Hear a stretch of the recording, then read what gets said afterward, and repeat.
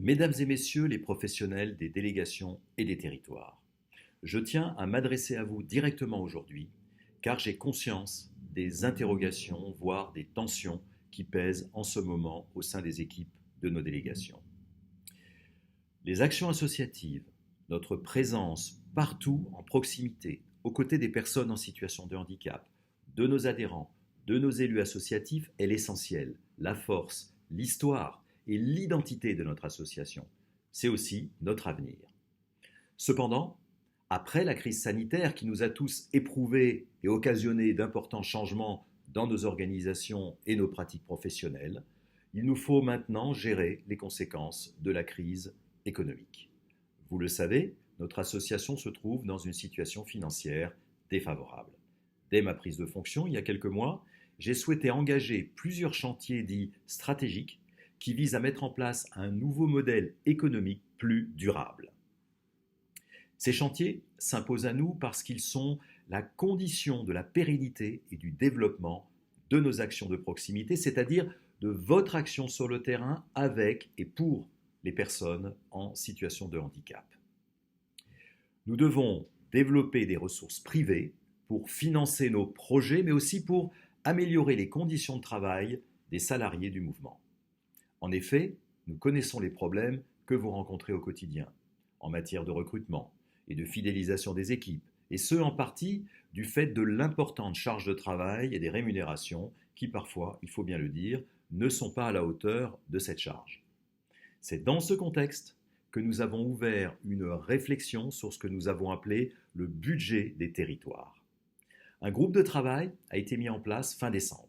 Il était composé de RI2A, de DT2A, de membres de différentes directions nationales, les ressources humaines bien entendu, la DDAPI, la direction des ressources, la direction financière, APF Entreprises, et aussi de quelques administrateurs de la commission ressources et finances.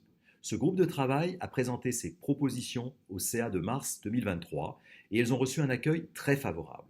Ces propositions ont aussi été présentées récemment à vos représentants régionaux.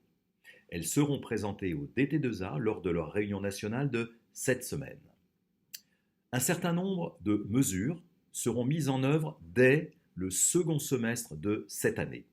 Elles visent notamment à redonner de la visibilité à chaque délégation sur ses moyens d'action, à permettre une priorisation des projets et à rétablir une cohérence entre les moyens humains et financiers consacrés d'une part et l'impact sur les personnes accompagnées d'autre part.